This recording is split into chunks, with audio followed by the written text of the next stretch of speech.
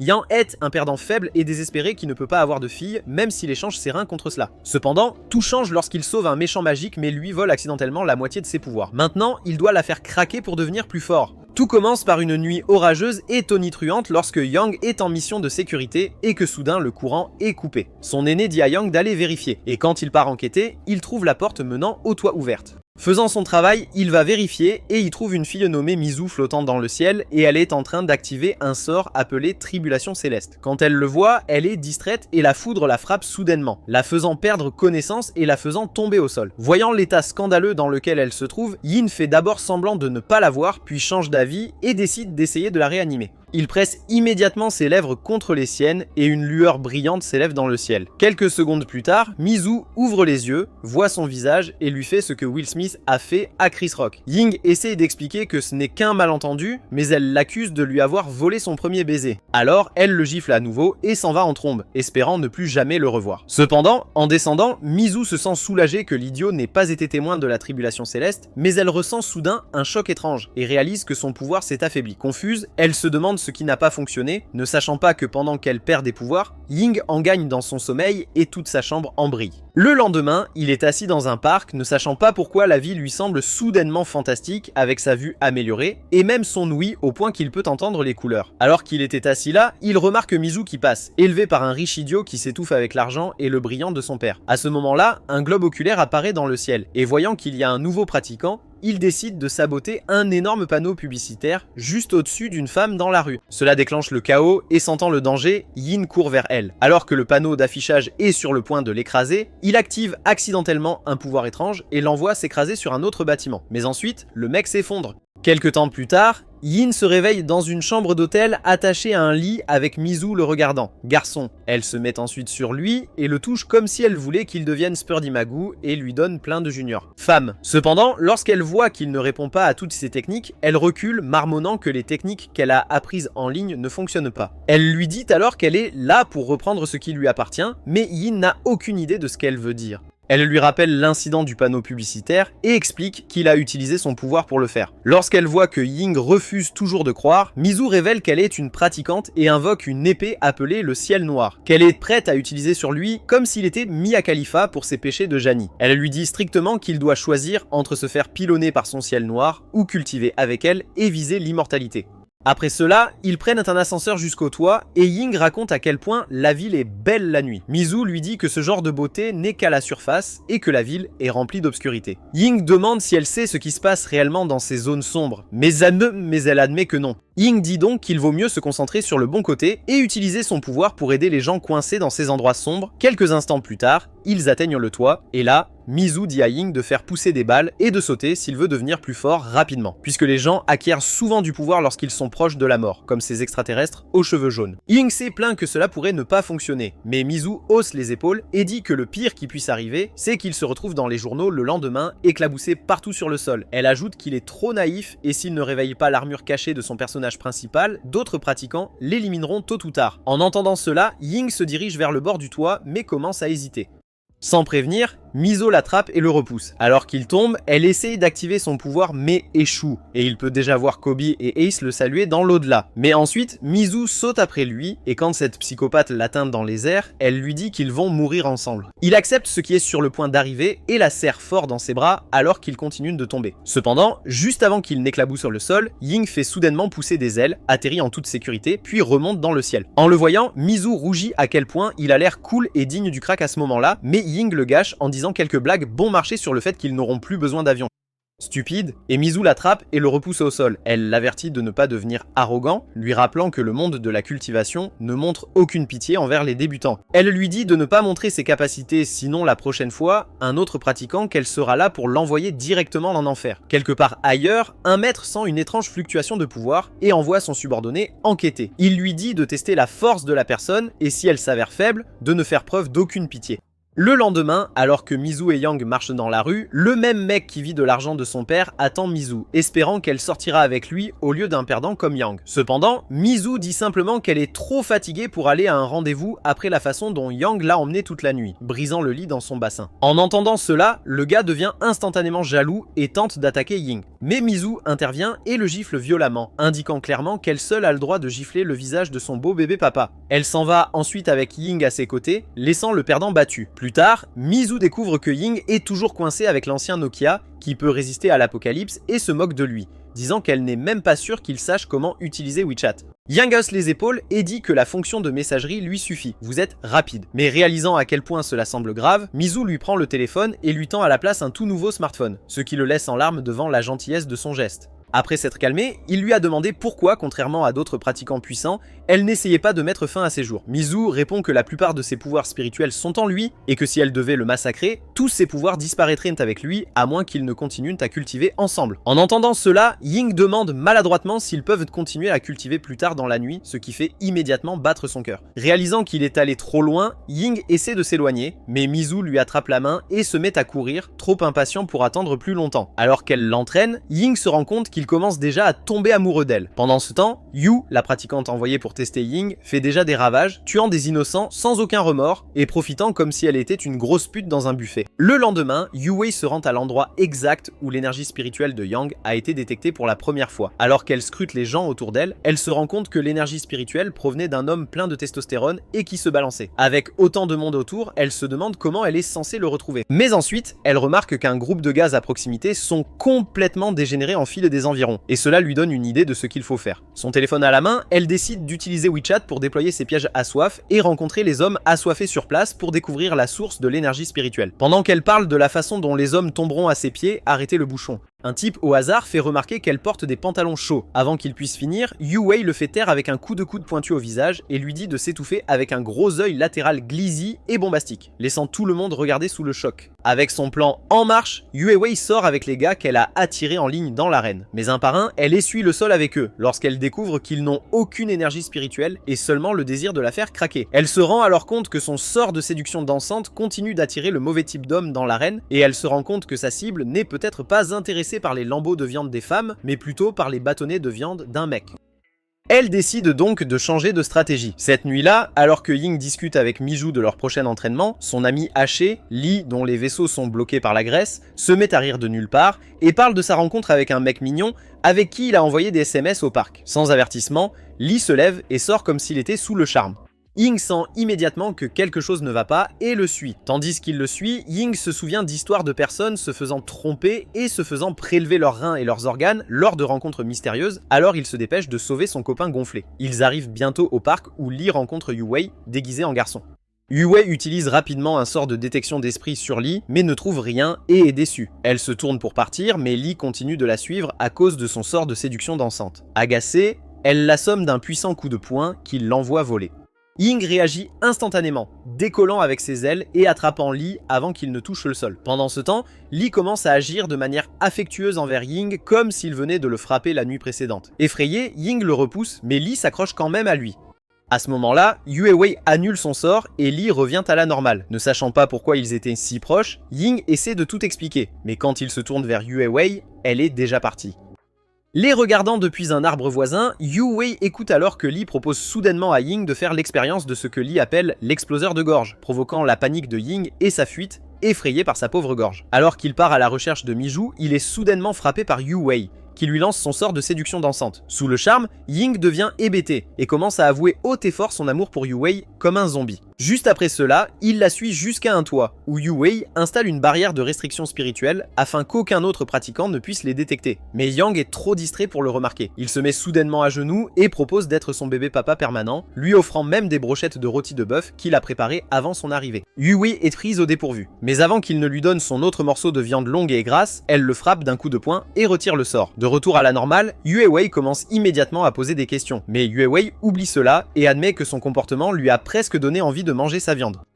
En entendant cela, Yue Wei s'inquiète de ce que penserait Miju. Mais avant qu'il ne puisse réagir davantage, Yue Wei sort une lame de foudre et Ying réalise enfin qu'elle est une pratiquante. Se souvenant de l'avertissement de Mizu, il tente de s'échapper en la distrayant et en s'envolant, ce qui ne fonctionne pas. Yue Wei apparaît soudainement derrière lui, attrape son pantalon et le projette sur le toit, le laissant dans une position où il pense et pendentif. Il la traite de dégénérée qui aime se déshabiller, mais elle reste indifférente et se prépare à l'achever. Mais un éclair soudain l'interrompt.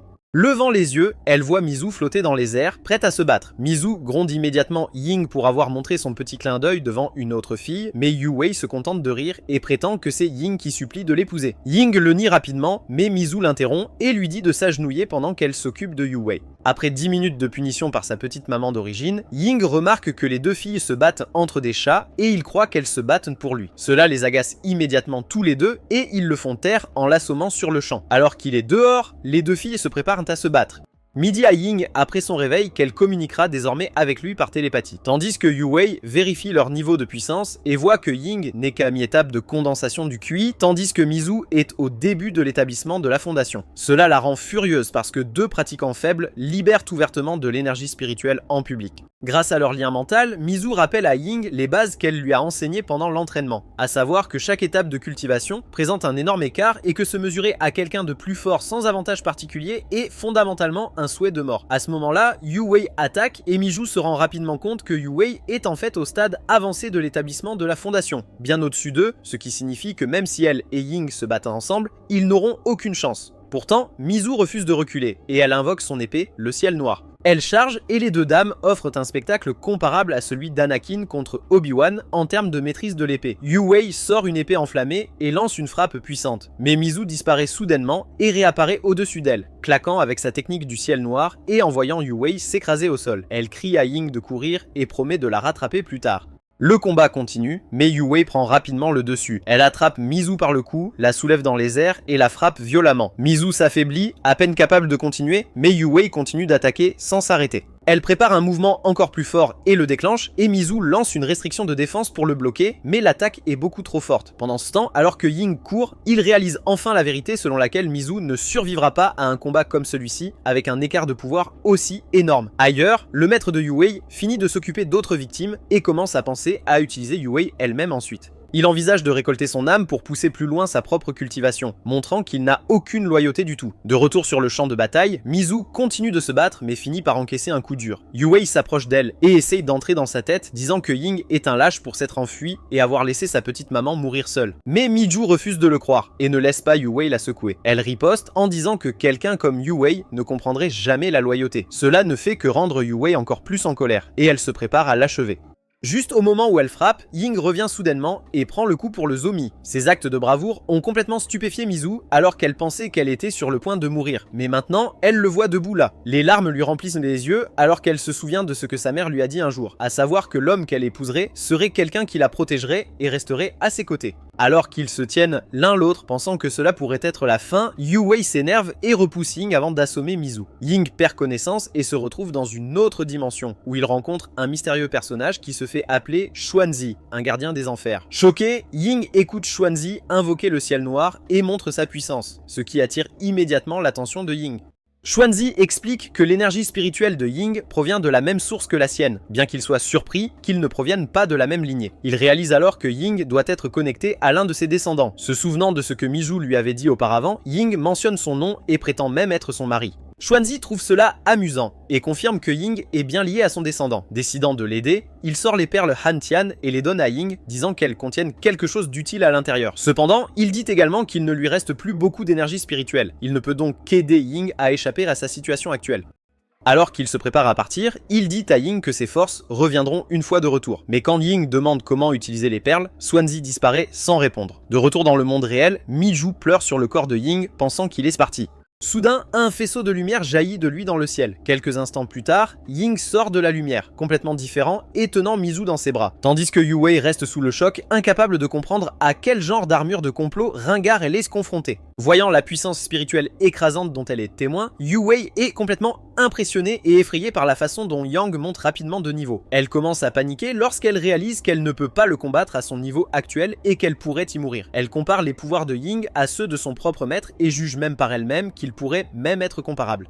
En désespoir de cause, elle active ses attaques, sa larme à feu, mais Ying la détruit d'un seul mot. Choquée, elle tombe au sol sans force. Avec son arme détruite, elle décide qu'il ne sert à rien de continuer le combat impossible à gagner et se précipite du toit jusqu'à sa mort. Cependant, Ying plonge immédiatement après elle et la rattrape, ce qui la surprend. Il la traite d'idiot pour avoir essayé de se faire éclabousser et lui dit que c'était juste un combat, pas quelque chose qui valait la peine de gâcher sa vie. Il suggère donc à ce mannequin de s'enfuir la prochaine fois au lieu de renoncer complètement à sa vie. Lorsqu'ils reviennent sur le toit, elle le repousse et lui demande ce que quelqu'un comme lui saurait à quel point le monde est dur. Elle part et pendant que Yang s'inquiète pour elle, Mizu lui dit de ne pas gaspiller d'énergie car chacun a ses propres problèmes. Elle lui attrape alors l'oreille et commence à l'interroger sur le pouvoir qu'il vient de démontrer devant elle. Il essaye de l'ignorer en disant que c'est parce qu'il est le personnage principal de cet animé, mais elle ne le croit pas et le frappe à la tête avant de l'entraîner. Plus tard, dans une chambre d'hôtel, Mizu demande à nouveau pourquoi son pouvoir spirituel a soudainement autant augmenté, mais il continue d'essayer d'éviter ces questions. Mizu lui dit que sa capacité à absorber son énergie spirituelle n'a pas de sens, et quand il continue de faire semblant de ne rien savoir, elle décide d'adopter une approche différente. Elle l'attache au lit et grimpe sur lui, disant qu'elle utilisera une méthode spéciale qui le fera parler à coup sûr. Elle appelle cela la technique de co-culture de la famille Lee, qui, espère Ying, implique d'avaler son glizi, œil latéral grandiloquent. Mais elle se penche alors et l'embrasse à la place, explique que cette méthode équilibre le yin et le yang en permettant à leur énergie spirituelle de circuler entre eux. Alors que le processus commence, Yin a l'impression d'être entré dans un autre espace, étrangement familier. Leurs énergies fusionnent et il commence à voir des fragments de ses souvenirs. Il se retrouve dans un champ vide et regarde autour de lui, se demandant où elle est. Puis il remarque une porte verrouillée. Lorsqu'il le touche, il brille et s'ouvre, révélant une autre scène où une goutte de sang tombe d'une fleur. Confus, il regarde apparaître un jeune Mizu, l'air triste. Sans parler, il commence à ajuster ses vêtements et soudain, un vide sombre s'ouvre sous eux, les attirant tous les deux. Dans le même temps, Mizu explore la conscience de Ying, s'enfonçant plus profondément dans son esprit pour retracer la source de son énergie tout en craignant secrètement qu'elle puisse retrouver ses souvenirs de son passage vers elle. En se rapprochant, elle sent quelque chose de puissant, comme une arme magique en lui qui la choque. Soudain, elle se retrouve replongée dans un souvenir douloureux de son propre passé. Elle voit des corps gisant au sol, puis remarque l'approche de son ennemi, celui qui a tout causé. Pendant ce temps, Yang se réveille dans ce qui ressemble à une maison en feu dans sa mémoire. Il entend quelqu'un appeler à l'aide et se précipite vers la voie pour voir un homme étrange se tenir au-dessus. Alors qu'il tente de comprendre ce qui se passe, une femme blessée crie. Mais avant qu'il puisse agir, l'homme s'avance et la massacre juste devant lui. À ce moment-là, ils reviennent tous les deux à la réalité et Mi fond en larmes tandis que Ying réfléchit à ce qu'il vient de voir, réalisant tout ce qu'elle a traversé. Là, il décide tranquillement qu'il la protégera quoi qu'il arrive. Au bout d'un moment, Mizu explique que sa famille a eu autrefois de nombreux descendants, mais que presque tous ont été anéantis cette nuit-là à cause de leur trésor familial, le ciel noir. Elle dit qu'elle envisage de se venger un jour tant qu'elle continue de s'y accrocher. Déterminée à savoir, Ying pose des questions sur la force de l'ennemi et suggère qu'ils pourraient le combattre ensemble, mais Mizu secoue la tête. Elle explique que l'homme a déjà atteint le stade de l'âme naissante bien au-delà d'eux, et qu'il est soutenu par plusieurs alliés puissants, convaincu que l'affronter maintenant serait une mort garantie. Mais même alors, Ying lui dit qu'il l'aidera à le vaincre un jour. En entendant cela, elle lui donne un rapide baiser sur la joue, le faisant rougir. Il envisage alors de lui dire la vérité sur son propre pouvoir, mais elle l'arrête, disant qu'elle n'a rien ressenti d'étrange dans son esprit, à part une sensation de chaleur et de confort qu'elle n'a pas ressenti depuis longtemps. Après cela, elle lui dit de partir, ce qui le déçoit, car il pensait que quelque chose de plus pourrait arriver. Sur le chemin du retour, Ying se rend soudain compte que les perles Hantian que Xuanzi lui a données ont disparu, et il commence à paniquer à l'idée de perdre un objet aussi important. Mais quand il retourne dans sa chambre, il est stupéfait de trouver Yu Wei allongée sur son lit, posant comme si elle était prête à se mêler, l'attendant comme si elle avait l'intention de l'assécher. Quand Ying demande pourquoi Yu Wei est dans son lit, elle dit qu'il a dû l'oublier. Il insiste sur le fait qu'il se souvient d'elle, et se demande pourquoi elle est habillée comme si elle coûtait 2 $ pour un abonnement. En réponse, Yu Wei sort ses melons crémeux et dit qu'elle a besoin d'une faveur de sa part. Alarmée, Yang lève les mains et lui dit d'y aller doucement. Yu Wei admet alors qu'en tant que petite pute fauchée, elle n'a nulle part où dormir et suggère de partager son lit. Alors que Yang est sur le point de refuser, Yu Wei baisse son haut pour le convaincre, et juste comme ça, il commence à se démener pour comprendre comment dormir. Plus rapide que la lumière elle-même, Lee saute le pas et propose à Yang de partager son lit et de se blottir contre lui. Mais Ying refuse de se laisser coller à des choses dures et préfère dormir sur le sol dur. Le lendemain, un simple idiot essaie de convaincre Yue Wei d'abandonner son roast beef. Et même si le jeu bon marché coûte cher, un simp beaucoup plus gros le chasse. Comme il y a une longue file d'admirateurs désespérés qui attendent leur tour, le gars rejeté fond en larmes tandis que Yu Wei se lasse et se plaint des effets secondaires de la séduction dansante. Soudain, une voiture arrive en hurlant et manque de renverser l'un des autres prétendants. Le chauffeur sort et il s'avère que c'est le riche idiot lui-même, Zhao, qui jette de l'argent au visage du gars, presque aplati pour le faire taire. À ce moment-là, Muzi sort d'un bâtiment voisin, repère l'agitation et se demande ce que Yue fait là. Zhao sort alors une bague en diamant et la tend vers Muzi. Elle suppose que c'est destiné à Yue, mais Zhao dit qu'il préfère coller un glizy là où le soleil ne brille pas. Il demande à Muzi de sortir avec lui, mais elle lui dit que pour être son homme, il doit être prêt à vraiment la protéger et à prendre soin d'elle. Faisant un geste vers Yue, Muzi dit que les filles comme elle sont plus son genre. En entendant cela, Yue décide d'élever ses propres standards. Le prétendant précédemment rejeté offre alors à Yue le monde entier, mais elle l'assomme et déclare que le seul qu'elle veut est Ying et son gros cornichon doré. À ce moment-là, Ying arrive sur les lieux, l'air à moitié mort, redoutant de savoir comment expliquer les choses à Muzi. Avant de pouvoir dire quoi que ce soit, Muzi l'invite avec désinvolture à voir un film avec elle. Yue se presse immédiatement contre Ying et dit qu'elle veut venir aussi. Muzi l'accuse d'avoir tenté de lui voler son homme, tandis que Yue insiste sur le fait que Ying lui appartient, à elle, et les deux commencent à le tirer dans des directions opposées. Les simples qui regardent, y compris vous, les perdants qui regardent cette vidéo, se serrant la poitrine avec jalousie, y compris Zhao qui jure sur son propre premier-né qu'il fera payer King. Plus tard, au cinéma, Ying remarque que les deux filles sont plus concentrées sur la compétition que sur le visionnage du film. Lorsqu'une scène effrayante survient, Muzi serre fermement Ying, ce qui irrite Yue, qui l'accuse de faire semblant, comme la plupart des filles simulent leur grande explosion avec leurs hommes.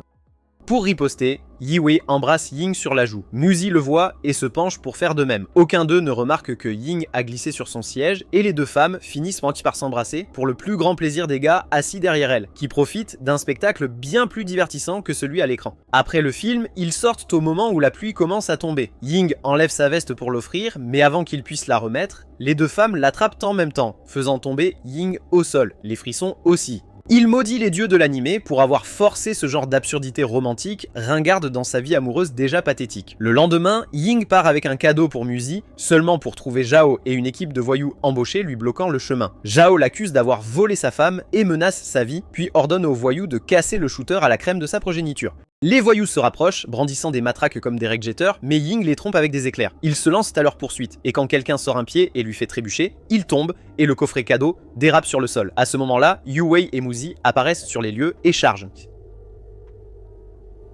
En séparant les voyous, Muzi en envoie un dans les airs avec un seul coup de poing tandis que Yue en laisse tomber un autre avec un coup de pied bien ciblé. Quand c'est fini, les deux femmes se précipitent pour voir Ying, ce qui brise tellement Zhao qu'il commence à avoir ses règles par la bouche. Pendant ce temps, Ying assure à ses deux petites mamans qu'il va bien et qu'il est plus soulagé que le coffret cadeau ait survécu à la chute.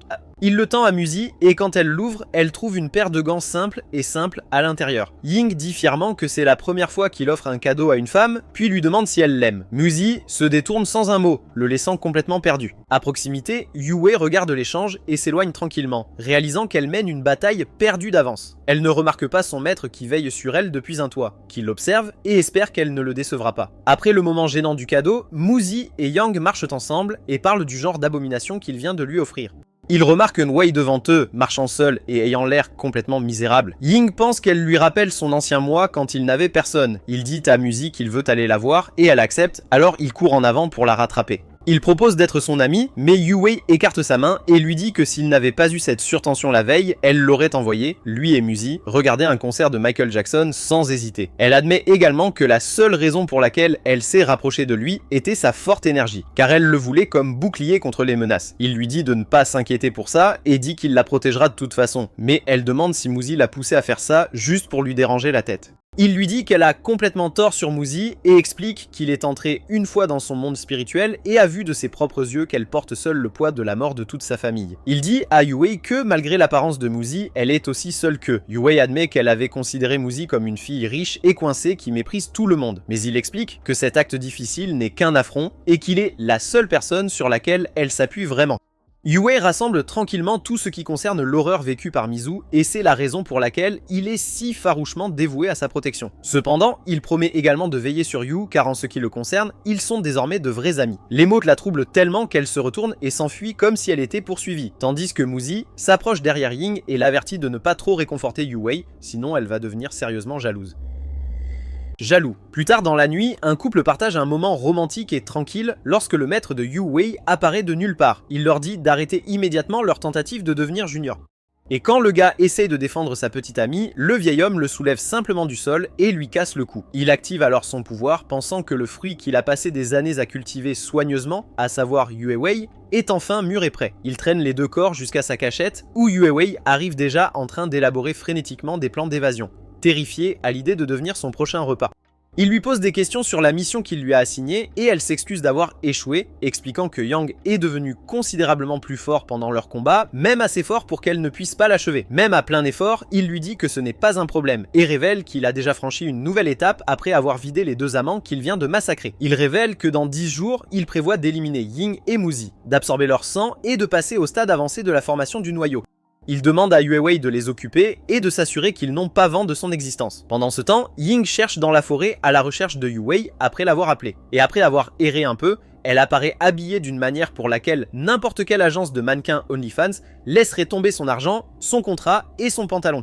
Il le regarde sous le choc et demande pourquoi elle l'a traîné dehors au milieu de la nuit en ressemblant à ça, mais elle l'ignore et commence à lui montrer ses parcelles et ses pêches juste devant lui. Ying panique et se couvre le visage, bien qu'il laisse juste assez d'espace pour jeter un coup d'œil. Elle demande s'il veut se rapprocher, mais il est trop troublé pour l'admettre et dit qu'il ne peut pas trahir Newsy comme ça. Même lorsque son esprit essaie d'empêcher Monsieur Sidfi de devenir nucléaire, elle prend mal le rejet et invoque son arme, puis se lance dans une série d'attaques mortelles qu'il esquive toutes. Elle lui dit d'arrêter de se retenir et de la combattre correctement avec son énergie spirituelle. Mais il refuse, disant qu'il ne lèvera pas la main contre un ami quoi qu'il arrive. Elle l'avertit qu'il finira mort s'il continue à être têtu, et elle essaie de lui enfoncer son arme comme elle l'a fait avant, et encore une fois, il ne la bloque pas et ne bouge pas pour l'arrêter, ce qui brise quelque chose en elle. Elle fond en larmes et le frappe pour avoir refusé de se défendre, puis lui demande pourquoi il ne riposte pas. Ying pose tranquillement une main sur sa tête et lui dit que son énergie spirituelle existe pour la protéger, et non pour être utilisée contre elle. À ce moment-là, Mizu les trouve dans cette position profondément suspecte et menace de lui faire prendre quelques centimètres de sa banane tremblante de 5000 pour l'avoir trompé, les envoyant tous les deux se séparer comme s'ils avaient été pris en flagrant délit.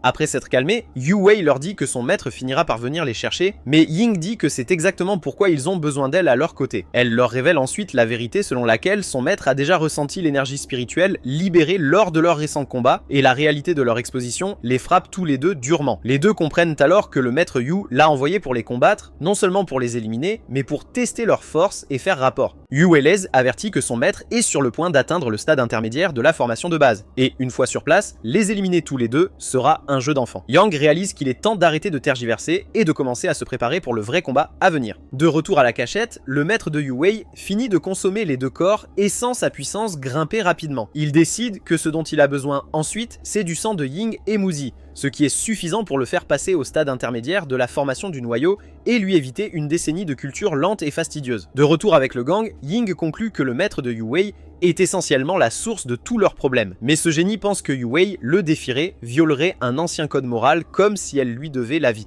Mizu coupe le sentiment et souligne que la loyauté des élèves enseignants ne signifie rien dans ce monde de cultivation acharnée où tout le monde complote les uns contre les autres derrière des sourires creux. Ying demande alors à Yue Wei si elle est liée à ce maître depuis son enfance et Yue Wei décide de partager son passé douloureux. Il y a bien longtemps, elle vivait dans un petit village où ses parents la chérissaient profondément. Mais son problème est survenu lorsqu'elle avait du mal à se faire des amis, car les autres enfants la traitaient constamment de monstre et la tourmentaient. Après avoir critiqué ses intimidateurs une fois de trop malgré ses efforts pour rester calme, elle s'est retirée dans une grotte où vivait son seul compagnon sous la forme d'un esprit serpent. Elle passait son temps à nourrir la créature et à soigner ses blessures.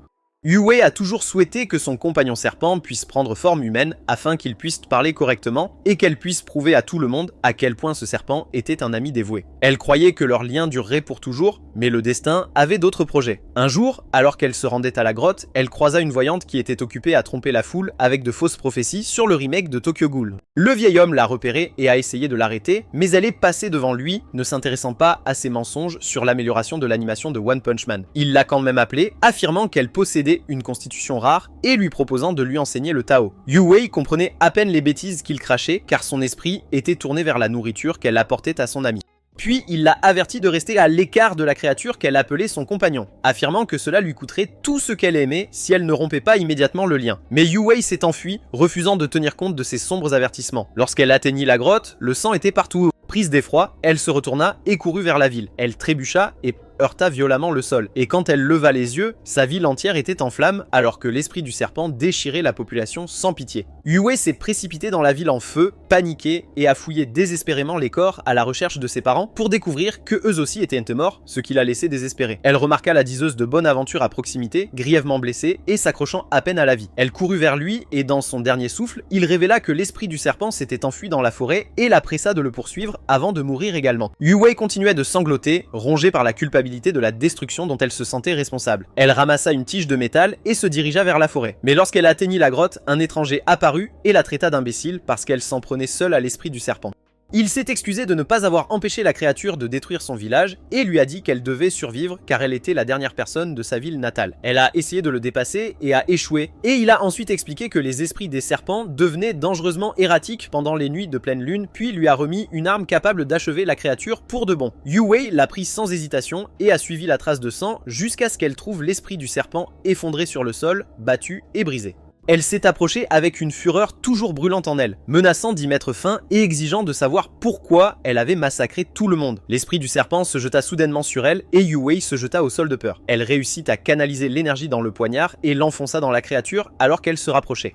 L'esprit du serpent s'effondra sur son épaule et s'immobilisa, et une vague de souvenirs l'envahit à chaque moment calme et tendre qu'ils avaient partagé autrefois, lui traversant la tête. Puis, lorsqu'elle sortit de la forêt, elle aperçut le vieil homme planant dans les airs et comprit instantanément qu'il était immortel. Elle tomba à genoux et le supplia de ressusciter les villageois, mais il lui dit que la vie, la mort et la réincarnation étaient régies par des lois célestes avec lesquelles il n'avait pas le droit d'interférer. Elle lui a dit que son cœur avait l'impression d'être déchiré et lui a demandé ce qu'elle était censée faire avec cette douleur. Il lui proposa de la prendre comme disciple, promettant que suivre le chemin de la cultivation réduirait progressivement cette douleur brûlante. Abasourdie, elle accepta sur le champ. Il est devenu son maître et elle l'a suivi dans la cultivation, jusqu'au jour où, pendant son entraînement, elle découvrit qu'il pratiquait une technique sinistre qui consistait à consommer du sang pour accroître son pouvoir. Son attitude à son égard a complètement changé et la façon dont il la regardait n'était plus celle d'un professeur envers un élève. De retour dans le présent, Ying est effrayée par l'histoire du passé de Yuan et la jeune fille explique que ce genre de technique sombre draine le sang des gens ordinaires pour alimenter la cultivation. Mais lorsqu'il s'agit du sang d'un pratiquant, l'effet est bien plus puissant, suffisamment puissant pour déclencher une percée. Elle explique que le sang des pratiquants est essentiellement une ressource de haute qualité pour sa méthode, et Mizu se rend compte que si le maître de Yue les bat tous et consomme leur sang, il passera au niveau avancé de formation de base, et cette réalisation est un cauchemar absolu pour tous. Mizu déclare qu'ils sont condamnés même avec leurs armes spirituelles, mais Yue leur dit qu'ils doivent agir rapidement car s'ils perdent du temps à ne rien faire, son maître terminera sa technique de drainage du sang et absorbera de force leur énergie spirituelle. En entendant cela, Ying panique et suggère à Mizu de fuir vers un endroit lointain où personne ne peut les trouver. Mizu commence également à imaginer se retirer dans un refuge paisible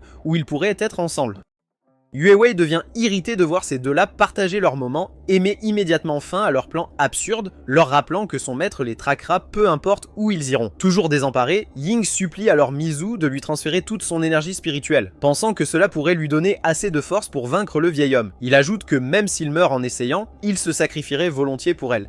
Les deux partagent un moment intime à partir de ces paroles, mais Yuhu le frappe sur la tête pour avoir seulement pensé cela. Ying demande ce qu'il devrait faire à la place, et elle répond qu'il pourrait avoir une chance de combiner leurs efforts. En entendant cela, Ying est stupéfaite, se demandant si elle a l'intention de trahir son maître, et elle répond que cela ne constitue guère une trahison puisque son maître regarde à la fois ses joues chaudes et son énergie spirituelle avec l'intention de les manger depuis longtemps. Son instinct lui dit que son temps s'était compté, et elle insiste sur le fait qu'elle refuse d'accepter passivement la mort, affirmant qu'ils ont encore une mince chance tant qu'ils coopèrent. Mizu l'avertit de ne pas croire ce plan car cela pourrait être un piège, mais Yue explique que le talent naturel de son maître est en fait assez faible, même si elle ne comprend pas pourquoi. Pourtant, son maître parvient enfin à atteindre le stade de formation de base après des années passées à consommer le sang des autres.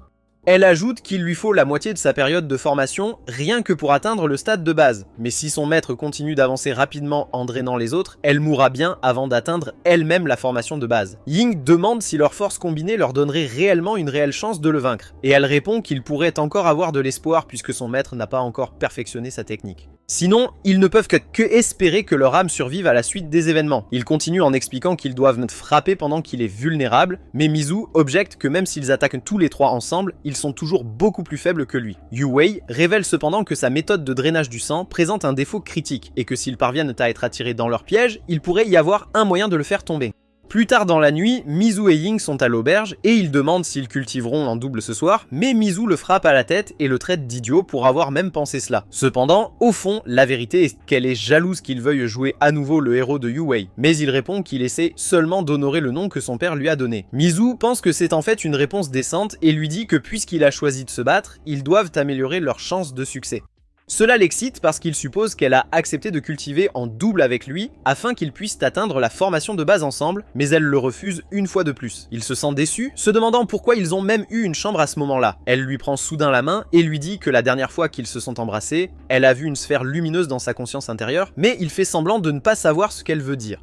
Mizu lui dit que ce n'est pas la question, mais qu'elle a senti que l'énergie de cet orbe ressemble au pouvoir de sa famille et est différente de l'énergie spirituelle qu'il a absorbée d'elle. Elle ajoute que ce pouvoir est plus fort que tout ce qu'elle a rencontré auparavant, mais il lui dit qu'il suppose que c'est juste son potentiel inné en tant que pratiquant. Elle continue en disant que s'il parvient à accéder à cette énergie, il pourrait avoir une chance contre le maître de Yua. Il demande comment il peut exploiter ce pouvoir, et elle explique qu'il fonctionne probablement comme une arme spirituelle, ce qui signifie qu'il devrait utiliser son sang pour l'éveiller et établir un lien avec le pouvoir. En entendant cela, Ying espère qu'il pourrait gagner, mais Mizu annonce la mauvaise nouvelle que libérer un esprit d'arme est dangereux, car il pourrait posséder complètement son corps. Cela terrifie Yang, mais il accepte de libérer l'esprit de l'arme, car c'est la meilleure option parmi leurs choix limités, et Mizu lui coupe immédiatement la paume avec son arme spirituelle alors qu'elle appelle l'esprit. À ce moment-là, l'esprit émerge et Yang offre son sang pour sceller le contrat. Puis un esprit féminin époustouflant apparaît et Mizu sent qu'elle possède un niveau de cultivation extrêmement élevé. Yang devient excité, pensant qu'ils n'ont plus besoin de craindre le vieux maître de Yuen. Cependant, l'esprit de l'arme écrase ses espoirs lorsqu'elle lui dit qu'il doit atteindre le niveau d'âme de l'ascendant pour exercer toute sa force. Elle ajoute qu'il est trop faible pour conserver sa forme invoquée longtemps et elle disparaît juste pour souligner son point de vue. Mizu lui dit que son niveau de cultivation ne peut même pas accéder à une fraction de son véritable pouvoir. Et il suggère qu'il cultive en double pour augmenter sa force, mais elle le rejette encore une fois. Plus tard dans la nuit, Ying pense que s'il ne peut pas utiliser l'esprit de son arme au combat, il l'invoquera au moins pour d'autres raisons, alors il se coupe à nouveau la paume pour l'appeler, mais il a du mal à le faire. Le lendemain, alors qu'ils se promènent en contemplant leur plan pour vaincre le maître de Yue, Zhao apparaît à nouveau avec 2 pratiquants, et exige qu'il rende Mizu s'il veut vivre. Cependant, Yang dit à ce petit punk avec un Willy encore plus petit que le choix, appartient à Miju, ce qui met Zhao en colère. Zhao ordonne aux 2 cultivateurs d'attaquer, et alors qu'ils se précipitent avec des frappes puissantes, Yue et Miju interviennent soudainement pour les bloquer. Ils invoquent tous les deux leurs armes spirituelles. Et en voyant cela, les 2 cultivateurs étaient excités, faisant comprendre à Yu, Wei et Miju qu'ils faisaient face à des chasseurs d'armes. Ils attaquent tous les deux avec leurs armes, mais les 2 cultivateurs lancent rapidement des techniques qui annulent leurs attaques et les piègent tous les deux, scellant leur pouvoir. Ying essaie également de l'aider, mais il le renverse facilement. L'un des cultivateurs menace de le tuer définitivement à moins que Yue et Mizo ne remettent en leurs armes. Cependant, Ying choisit de se moquer de cette bombe et le mec décide d'en finir avec Ying. Mais juste au moment où il est sur le point de frapper, une lumière brillante éclate et son esprit d'arme semble protéger Ying. Elle libère également Miju et Yue, choquant les 2 pratiquants qui tentent immédiatement de s'échapper. Mais le Zombie les arrête et ils tombent à genoux en implorant pour leur vie et leur minuscule tic-tac avant de s'enfuir. Pendant ce temps, le maître de Yue observe de loin et il est ravi que ces imbéciles deviendront bientôt ses sacrifices pour atteindre le stade avancé de la formation de base. Pendant ce temps, Zhao est complètement impressionné de voir le méchant esprit d'arme, et quand il exprime à quel point il veut en avoir une, son majordome ordonne immédiatement à plusieurs cosplayers à petit budget de rendre Zhao heureux. Mais ensuite, Mizu donne à Zhao un dernier avertissement de ne plus jamais déranger Ying, disant qu'elle transformera ses baies en confiture s'il essaie à nouveau. Et cela brise complètement l'esprit de Zhao et il se retire comme quelqu'un qui vient d'être publiquement humilié. Pendant ce temps, Yue examine l'esprit de l'arme avec fascination, se demandant comment une telle chose est possible. L'esprit de l'arme se présente et mentionne avoir une sorte de lien de sang avec Ying, ce qui ne fait qu'ajouter à la confusion.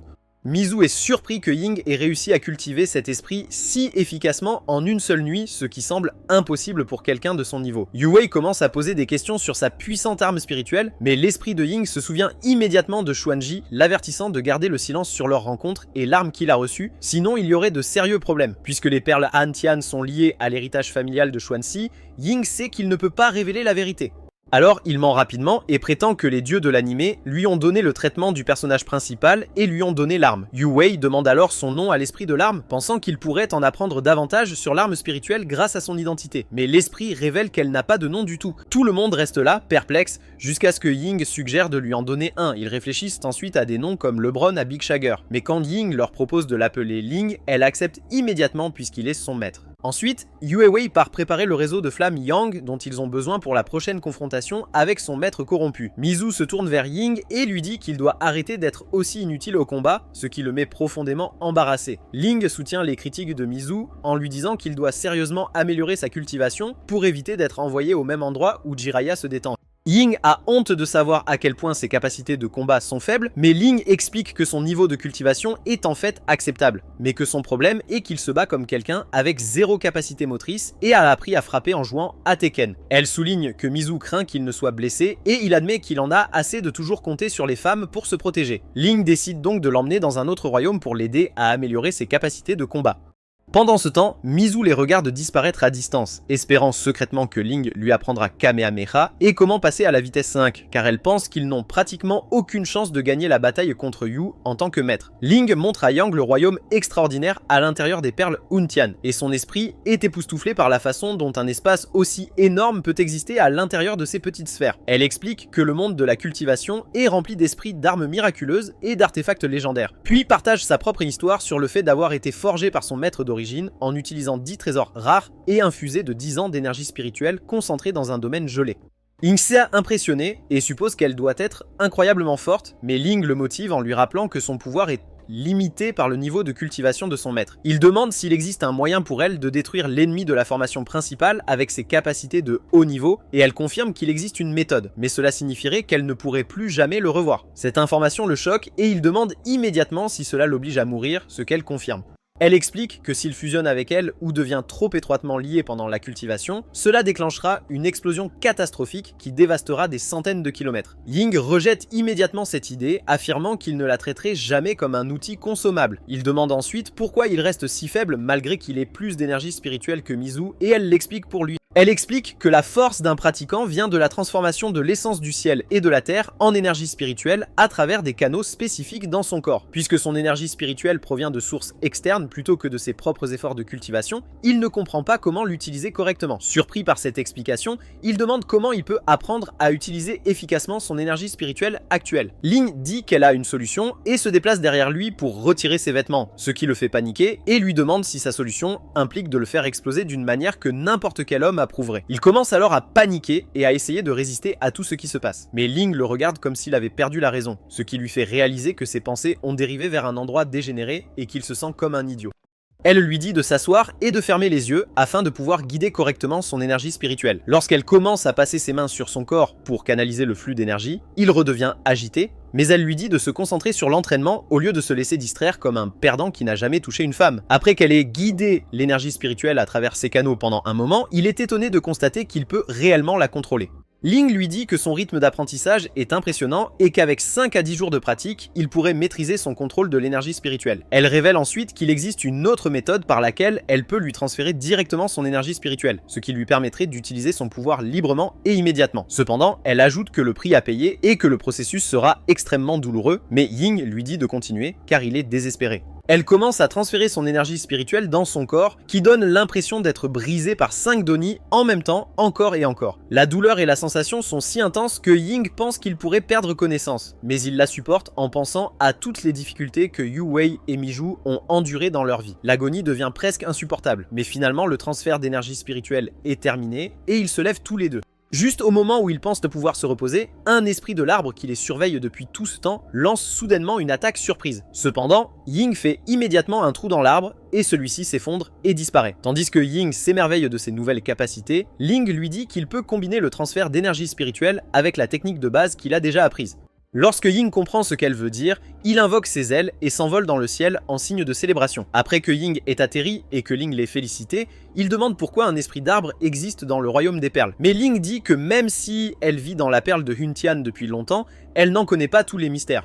Cependant, elle mentionne qu'elle sait que dans les temps anciens, il y avait beaucoup plus d'énergie spirituelle dans le royaume des perles que dans le monde extérieur. Curieuse, Ying se demande pourquoi il y a si peu d'énergie spirituelle maintenant et suppose que quelque chose d'important a dû se produire dans le passé. À ce moment-là, Ying reçoit un message de Miju qui lui demande de revenir et de la rejoindre pour se préparer à la bataille. Cependant, lorsqu'ils arrivent sur place, Ying s'étouffe presque lorsqu'il se rend compte qu'il se trouve dans un magasin pour adultes. Mais elle lui assure que cette jointure est en fait un magasin de cultivation cachée. Peu de temps après, lorsque Ying les rejoint, elle demande ce que sont les produits pour adultes, et Ying explique qu'il s'agit d'articles spéciaux utilisés par les cultivateurs seniors. Peu de temps après, Ying et les autres entrent dans le magasin où le propriétaire demande au personnel de bien traiter les invités. Ils sont accueillis par un homme qui leur demande ce dont ils ont besoin. Pour mettre l'ambiance, il fait appel à la musique. Et pendant que la musique joue, le gars dégage une ambiance trop enthousiaste et leur dit de parcourir les produits. Agacé, Mizu détruit le système musical, surprenant le personnel lorsqu'il réalise qu'elle est une pratiquante. Il les accueille donc comme il faut et informe Mizu qu'elle vient de détruire du matériel coûteux. Mais Mizu leur lance sa carte et leur dit de la débiter sur son compte comme une vraie patronne. Lorsque Mizu demande à voir leur patron, il propose d'emmener Mizu voir leur patron pendant que les autres doivent attendre dehors. À ce moment-là, Mizu jette une pochette sur Ying et lui dit de parcourir les environs avant de se retrouver dehors plus tard.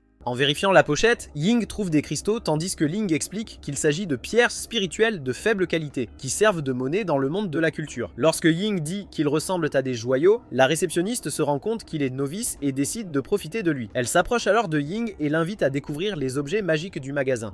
En entendant cela, Ying pense qu'il est temps qu'il se procure une arme appropriée. Peu de temps après, la réceptionniste les conduit dans le magasin et Ying remarque immédiatement une cape et suppose qu'elle lui permettra de voler. Cependant, la réceptionniste précise qu'il s'agit d'une cape défensive qui protège son porteur des attaques et ajoute qu'elle coûte 500 pierres spirituelles. Elle lui propose ensuite une remise s'il en achète 3. Mais en vérifiant la pochette, Ying se rend compte qu'il n'a que 50 pierres spirituelles à dépenser. Comme il s'agit d'un premier client, le réceptionniste mentionne que l'article le moins cher de sa boutique, même avec une réduction, est de 300 pierres spirituelles. Quelques instants plus tard, Ying cherche dans le magasin quelque chose de abordable et décide finalement d'économiser de l'argent pour Mizu. Comme Ying ne comprend pas la valeur des pierres spirituelles, la réceptionniste cherche désespérément à lui faire les dépenser. Elle l'informe donc que le magasin peut lui offrir des opportunités de gagner des objets de grande valeur. Curieuse, Ying lui demande de développer, alors la réceptionniste mentionne un jeu appelé Gamblestone, qui implique du jade et de la chance. Elle explique ensuite que les jades excavés sont recouverts de couches de pierres altérées, de sorte que personne ne connaît la qualité du jade à l'intérieur. Ces pierres brutes sont utilisées pour le jeu et les clients peuvent les acheter à bas prix.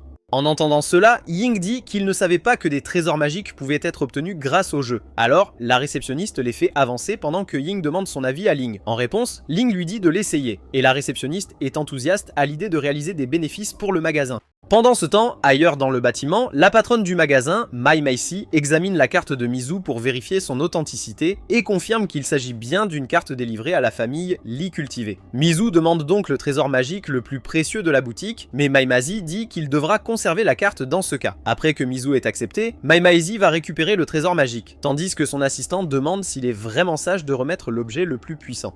Mais Mai Maisi explique que l'objet n'a plus autant de valeur que les gens le croient, puisque le siège social a ordonné à toutes les succursales de fermer et de restituer les trésors magiques de la pierre spirituelle. Il révèle ensuite qu'aucun des trésors standards de la boutique n'est l'objet magique vraiment important. Curieux, l'assistant de Memisi demande pourquoi les magasins ferment, et Memisi explique qu'une personne liée à la famille de Memisi pourrait venir chercher les pierres. Pendant ce temps, le personnel montre à Ying et Ling une pièce remplie de cartons et explique que même les cartons eux-mêmes ont de la valeur, donc ce ne sera pas une perte même s'ils obtiennent le pire. Ling assure alors à Ying qu'elle l'aidera à choisir la meilleure boîte et lui dit de continuer. Alors Ying scanne la pièce et remarque une boîte coûteuse. Au moment où il s'apprête à le sélectionner, le personnel s'inquiète, mais Ying s'arrête soudainement et demande à Ling de choisir pour lui, et elle choisit une boîte qui semble simple. Inquiète, Ying secoue la boîte et se demande ce qu'elle contient. À ce moment-là, le personnel confirme avec impatience sa sélection et ouvre la boîte avec un sort. En vérifiant le contenu de la boîte, Bling trouve un poignard rouillé et ne semble pas impressionné. Pendant ce temps, le personnel enthousiaste le félicite et qualifie le poignard d'âme de sang de dragon. Ensuite, Ying et les autres partent et le personnel rend rapidement compte à son patron de la façon dont elle a réalisé une vente en vendant une boîte de jeu. Lorsqu'elle révèle que Ying a obtenu un poignard rouillé appelé l'âme du dragon, Meimizi saigne soudainement du nez et s'évanouit en disant que le poignard rouillé est extrêmement précieux. Plus tard, Yue va faire rapport à son maître comme elle le fait toujours. Il demande calmement comment se déroule la mission et Yue admet qu'elle a échoué en essayant de rester simple, mais le vieil homme n'est pas convaincu même une seconde. Il sourit et lui dit d'arrêter de faire semblant, révélant qu'il sait déjà qu'elle a travaillé avec les 2 autres pratiquants et planifié contre lui. En entendant cela, Yue Wei se figea. Elle le nie rapidement, mais il laisse tomber une autre vérité selon laquelle il surveille tout depuis le début. Il explique qu'il a été déguisé en concierge d'école tout le temps, observant et écoutant tranquillement. Yu s'est choqué et lui reproche d'être sournois, mais il s'en fiche. Il explique avec désinvolture que se fondre ainsi lui permet de drainer l'énergie des étudiants tout en gardant une trace de quiconque complote contre lui. Avant qu'elle ne puisse réagir davantage, il attaque soudainement.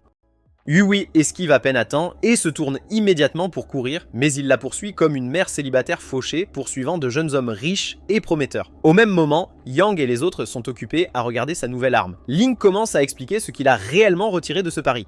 Elle lui dit que ce n'est pas seulement une lame aléatoire, mais que c'est une arme spirituelle scellée avec l'âme d'un vrai dragon emprisonné à l'intérieur. Cela rend instantanément le poignard bien plus important qu'il n'y paraît. Elle explique qu'il y a longtemps, un puissant cultivateur a vaincu un dragon rouge qui provoquait le chaos et a enfermé son âme dans l'arme. De plus, la lame est recouverte de sang de dragon rouge, qui est très corrosif et peut briser presque tout. Ying et Mizu sont toutes deux surprises par tout ce que Ling sait, mais elle hausse simplement les épaules et dit qu'elle est là depuis assez longtemps au point qu'elle connaît le secret de Victoria. Ensuite, elle ajoute quelque chose d'encore plus choquant. C'est Xuanze qui a vaincu le dragon, ce qui fait comprendre à Ying à quel point cette arme est précieuse. Pendant un instant, ils se demandent si libérer le dragon pourrait les aider à faire face à leur ennemi, mais Ling met rapidement fin à cette idée. Elle explique que le dragon est une créature dangereuse qui déteste les humains et qui causerait probablement plus de problèmes qu'il n'en résoudrait. De toute façon, elle ne sait pas du tout comment le libérer. Mizu se plaint que cela rend l'arme inutile, mais Ling n'est pas d'accord. Elle souligne qu'un trésor comme celui-ci doit pouvoir être utilisé d'une autre manière. Elle suggère à Ying d'essayer d'y canaliser son énergie spirituelle. C'est exactement ce qu'il fait. Et soudain, il y a 3 versions de Ying debout, créées grâce à une technique appelée séparation du corps. Miju n'est pas impressionnée au début, mais Ling souligne que même elle ne peut pas dire laquelle est réelle, ce qui, à elle seule, la rend puissante. Ying est satisfait du résultat, et Miju est également surpris de la facilité avec laquelle il est capable de contrôler son énergie maintenant, ce qu'il attribue à Ling pour l'avoir aidé à s'améliorer. À ce moment-là, Ying reçoit un message télépathique de Yu Wei. Sa voix semble urgente alors qu'elle l'avertit que son maître les poursuit tous et lui dit de se retrouver à un endroit précis. Ying le dit immédiatement à Miju et se prépare à partir. Elle hésite, visiblement inquiète, et lui demande s'il va vraiment prendre le risque. Lorsqu'il dit oui, elle lui donne un pendentif protecteur qu'elle a acheté plus tôt et lui fait promettre de rester en vie. Sans perdre plus de temps, ils partent ensemble. Pendant ce temps, Yu Wei continue de courir, mais son maître reste juste derrière. Il révèle calmement que tout ce qui se passe maintenant était planifié depuis le début. À partir du moment où il l'a accueillie comme étudiante, il avait déjà l'intention de l'utiliser pour son propre jeu. Entendre cela rend Yu Wei furieux, réalisant qu'elle n'a été qu'un outil pour lui pendant tout ce temps. Alors que Ying et Mizu bougent, elle l'avertit à nouveau qu'ils ne sont pas assez forts pour vaincre quelqu'un comme ça. Elle suggère que leur seule chance est de s'appuyer sur une sorte de formation ou de stratégie. Malgré tout, Ying a l'impression que quelque chose ne va pas dans la situation, même s'il ne peut pas expliquer pourquoi. Bientôt, Yu Wei manque d'endroits où s'échapper. N'ayant pas d'autre choix, elle se tourne vers son maître. Il la regarde comme si elle était déjà perdue et lui dit qu'elle n'a aucune chance contre lui. Au moment où il attaque, Ying arrive soudainement et le bloque, la sauvant à la dernière seconde. Là, le maître remarque la technique de séparation du corps de Ying, mais ne semble pas impressionné. Il riposte immédiatement avec une puissante attaque appelée Bloody Palm. Visant chacun d'eux en même temps, Yu Wei et Mi s'avancent presque pour se défendre, mais même ensemble, ils luttent et subissent des dégâts. Ying envoie ses clones en attaque, tandis que Yu Wei et Miju enchaînent avec leurs propres mouvements. Mais rien de tout cela ne fonctionne, car le vieux cultivateur bloque tout avec facilité. Yu Wei se rend vite compte qu'ils ne peuvent pas briser sa défense de cette façon, et dit aux autres qu'ils doivent mieux se coordonner. Le maître, cependant, considère l'ensemble du combat comme un jeu. Il se moque d'eux, affirmant qu'ils n'ont aucune idée de ce à quoi ressemble le véritable pouvoir à son niveau. Une par une, leurs attaques échouent, et il commence à les maîtriser complètement. Voyant cela, Ying commence à réfléchir à une dernière option. Il se souvient de la propriété particulière de son poignard et décide de prendre un risque. Chargeant en avant, il attaque directement. Au moment où leurs attaques se croisent, il passe brusquement à son poignard et frappe. La lame transperce la défense juste assez pour laisser une petite blessure sur la poitrine de l'homme, prouvant que tout comme Thanos, ce vieux pruneau peut saigner. Le vieil homme est stupéfait de voir quelqu'un au niveau le plus bas comme Ying réussir à lui faire du mal. Il regarde le poignard, essayant de comprendre quel type d'arme pourrait briser ses défenses. Puis son expression devient sombre. Sans hésitation, il se précipite, attrape Ying par la gorge et commence à solliciter son énergie spirituelle comme un monstre se nourrissant de sa proie, mais sans que quelque chose ne va pas. Et dans la seconde suivante, Ying disparaît.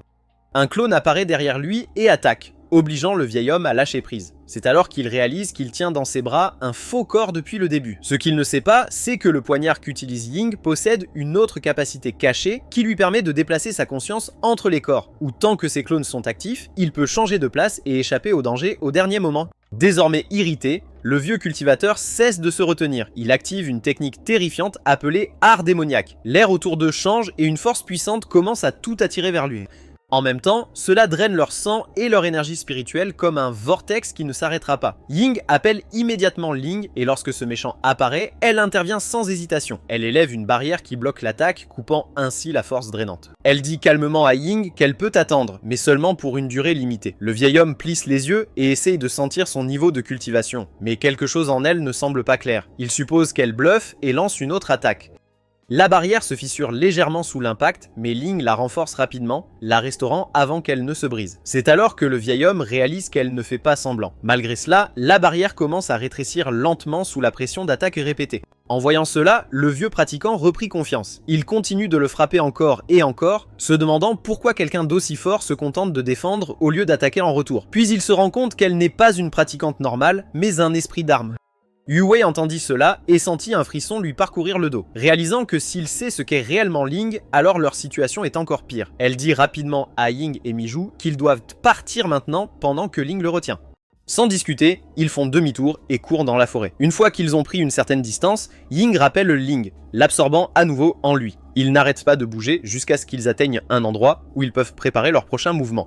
Là, ils ont rapidement mis en place une formation en réseau, espérant que cela leur donnera une chance. Au bout d'un certain temps, le vieil homme les rattrape et s'étonne qu'ils aient arrêté de courir. Il se précipite vers eux avec une soif de sang et Yue Wei commence immédiatement à lancer le sort pour activer leur réseau de pièges. Le cultivateur corrompu tombe dans leur piège et commence à lutter contre les contraintes magiques. Alors Ying et Miju lancent rapidement leurs attaques tant qu'ils en ont l'occasion. Yu-Hu utilise également sa technique la plus puissante, mais ils sont tous stupéfaits lorsque le vieil homme se libère soudainement et les envoie voler en arrière comme s'il n'était rien. Yue Wei demande à savoir pourquoi leur déploiement soigneusement planifié n'a eu aucun effet sur lui et il commence à rire comme l'intrigant qu'il est. Il révèle qu'elle a dû étudier secrètement les techniques de son art démoniaque à partir de son manuel d'instruction, mais laisse ensuite tomber une révélation majeure selon laquelle toutes les faiblesses et contre-mesures écrites dans ce livre ont été complètement fabriquées après qu'il ait délibérément inclus de fausses informations pour la tromper et l'inciter à utiliser cette formation de réseau spécifique, ce qui amplifierait en fait la puissance de son art démoniaque au lieu de le supprimer. Essentiellement, ils viennent de lui donner la configuration parfaite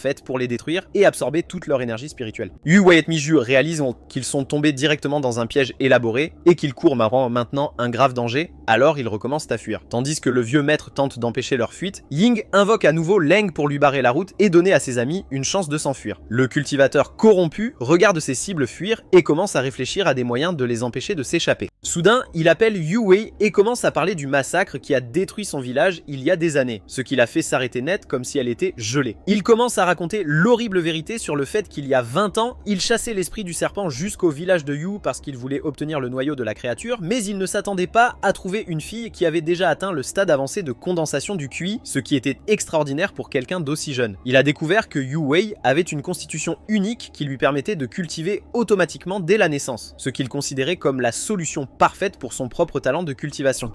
Cet homme tordu s'est déguisé en voyante de bonne aventure et tente de persuader le petit Yue Wei de le suivre. Mais devant son refus, il élabore le plan le plus cruel possible. Il a décidé de massacrer tout son village tout en étant déguisé en esprit serpent, et il a même utilisé une herbe magique qui pourrait rendre l'esprit serpent complètement sauvage. Sauvage. La jeune fille innocente pensait que son meilleur ami bien-aimé avait massacré tous ceux qu'elle aimait et l'a supplié de l'aider à se venger, ce qui lui a donné l'occasion idéale de la manipuler pour qu'elle le suive et s'entraîne sous sa direction corrompue. Le vieux démon révèle alors la dernière vérité dévastatrice, selon laquelle non seulement il a réussi à tromper Yue Wei pour qu'il devienne son élève, mais il a également obtenu le noyau de l'esprit du serpent pendant tout ce chaos. Entendre cela brise complètement le cœur de Yue Wei et elle se met à pleurer en pensant à la façon dont son seul ami a été utilisé comme un outil contre sa propre famille. La colère et la trahison la submergent et elle invoque Lee Fire alors qu'elle revient vers ce monstre qui a détruit toute sa vie. Ying la suit juste derrière elle en guise de soutien et lorsque Yue Wei s'approche de son maître avec une attaque féroce, il bloque son assaut avec une puissante barrière sans effort. Mais tandis que cet homme arrogant se concentre sur Yue Wei, Ying surgit de nulle part et le poignarde avec l'âme du vrai sang de dragon, qui parvient effectivement à pénétrer ses défenses. Défense. Le vieil homme devient absolument furieux et active une technique artistique de contrôle extrême qui commence à affecter la météo elle-même. Pendant ce temps, dans le ciel, Zhao voyage dans son avion privé avec son majordome lorsqu'une soudaine turbulence frappe le navire et l'envoie s'écraser. Le pilote attrape immédiatement un parachute et abandonne tout le monde, laissant Zhao et son majordome trouver leur propre évasion. Un autre passager, qui ne se soucie clairement pas de la sécurité de Zhao, arrache le deuxième parachute et tente de se sauver. Mais le fidèle majordome l'arrête et insiste sur le fait que son maître doit d'abord s'échapper. Les deux commencent à se battre pour le parachute, ce qui malheureusement le déchire et fait tomber l'homme jusqu'à la mort. Puis le majordome repère un dernier parachute et attrape son maître tout en cherchant désespérément le matériel de secours qui est sur le point de tomber de l'avion. Pendant ce temps, Mizu a élaboré son propre plan risqué et s'envole dans le ciel pour monter à bord de l'avion qui s'écrase avant d'activer sa technique ultime appelée la punition céleste. Elle dirige tout l'avion vers le vieux pruneau comme une arme, et quand il voit cette menace imminente, il est choqué mais aussi soulagé que Mizu n'en soit qu'au niveau de la fondation, sinon il aurait dû fuir.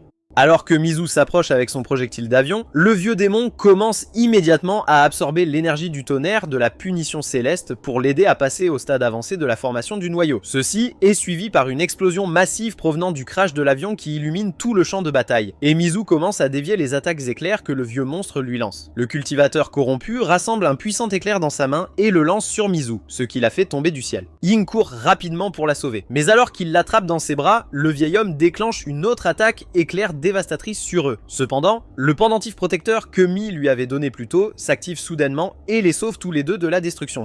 Cependant, le vieil homme se prépare à lancer une énième attaque, et alors qu'il s'approche d'eux pour le coup final, Ying combine ses pouvoirs avec la culture de Miju et libère une technique commune appelée la petite amie du châtiment du ciel qui coupe instantanément l'un des bras du monstre et prouve que le travail d'équipe peut vraiment vaincre le mal. Après avoir perdu un bras lors de l'attaque, le vieux pruneau devient furieux et décide de libérer sa technique la plus puissante, l'art démoniaque qu'il a obtenu en drainant le sang des gens appelé absorption sanguine.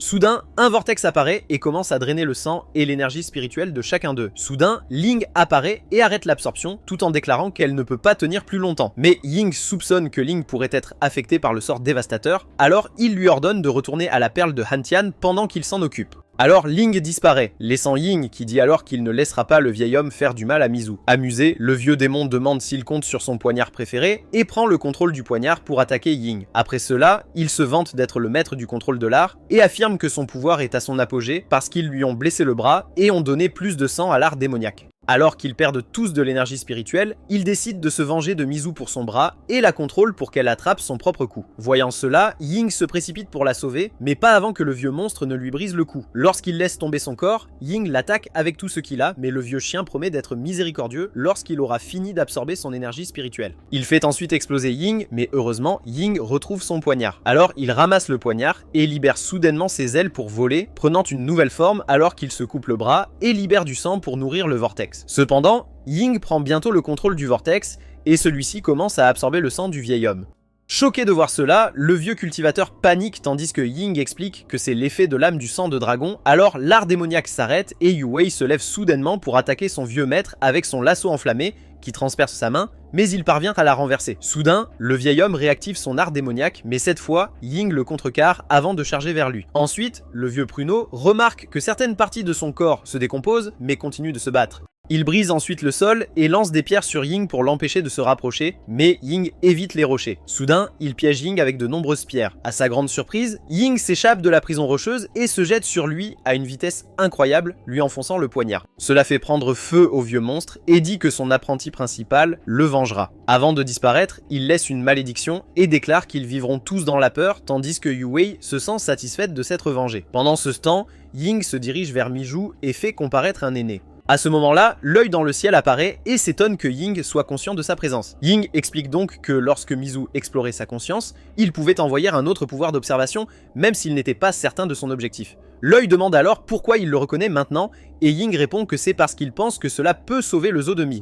Lorsqu'il dit que la vie n'aurait aucun sens sans le Zomi, Lia dit qu'elle n'a jamais pensé que Ying puisse être bêtement sentimentale et ajoute que les pratiquants peuvent toujours être sauvés tant qu'il leur reste encore un peu de vie. Après cela, Lia demande à Ying pourquoi elle devrait l'aider, et Ying promet de répondre à toute demande pour sauver Mizu. À ce moment-là, l'œil dit qu'il a observé Ying pour obtenir sa perle Hantian. Alors Ying invoque la perle et l'offre à l'œil, mais l'œil rit et dit qu'il n'aurait pas besoin de Ying s'il pouvait prendre les perles. Alors Ying demande à l'œil comment il va les obtenir, et l'œil révèle qu'il existe dans une dimension différente.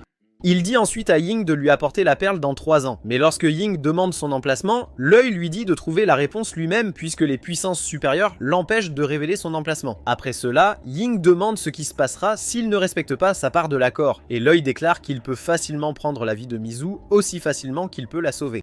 Il emmène ensuite le corps de Mizu dans un nuage tandis que Yang jure de trouver l'emplacement de l'œil. L'œil promet alors de guérir Mizu et lui dit de ne pas intervenir. Pendant ce temps, Zhao examine le côté accidenté de son avion. Et lorsqu'il s'en plaint, son majordome lui propose d'en acheter un nouveau. Curieux, Zhao demande combien coûtent les avions. Et en réponse, le majordome dit qu'il pourrait en obtenir un pour 5000 milles. Alors Zhao lui ordonne d'acheter plus d'avions car ils sont très abordables. Ensuite, le majordome demande à Zhao comment ils vont rentrer à la maison, et quelques instants plus tard, Zhao monte sur son épaule tout en criant à quel point il est amusant d'avoir l'impression de courir dans le vent. Soudain, il ferme les yeux et tend les mains en s'imaginant attraper quelques parcelles, mais il s'écrase contre une branche d'arbre et tombe au sol. Quelque temps plus tard, les choses se calment et Mizu conduit Ying, qui a les yeux bandés, à travers les bois, et après un moment de marche, il demande s'ils sont arrivés. En réponse, Mizu lui dit d'être patient, et bien que Ying ait peur d'être emmené dans un endroit ombragé, il décide de continuer, espérant secrètement qu'elle lui fasse une technique de gorge sous un arbre. Mizu l'entraîne alors, et peu de temps après, lui demande d'enlever son bandeau. À ce moment-là, Ying se rend compte qu'ils se trouvent dans un magnifique champ fleuri, où ils peuvent être seuls sans que personne ne les entende. Alors, il s'assoit sous un arbre pendant que Mizu explique que c'est l'endroit préféré de sa mère pour les pique-niques et les conversations mère-fille. Elle révèle ensuite que sa mère lui a appris à trouver et à garder un bon mari et se demande s'il aimerait voir son mari conserver ses compétences. Lorsqu'elle révèle qu'elle connaît 1000 façons de le satisfaire, Ying regarde ses lèvres tout en lui demandant s'il aimerait un combat animé. En entendant cela, l'imagination de Ying se déchaîne, alors il dit qu'il aimerait essayer. Mais lorsque Mizu sort sa véritable épée, il panique et dit qu'il avait un autre type de combat en tête. Surpris, Mizu demande ce qu'il veut dire et s'appuie sur sa poitrine tout en disant qu'elle peut lui donner tout ce qu'il demande. Alors In décide d'être sincère et rassure Mizu qu'elle ne sera plus jamais seule et n'aura plus à se battre. En entendant cela, Mizu dit qu'elle a encore quelque chose à faire et elle se penche sur lui pour récupérer le premier baiser qu'il lui a pris. Si vous regardez ce récapitulatif de l'animé jusqu'à la fin, commentez méchant cultivateur. C'est tout pour cette vidéo, laissez un like si vous l'avez apprécié et si vous voulez en voir plus, regardez cette vidéo à l'écran.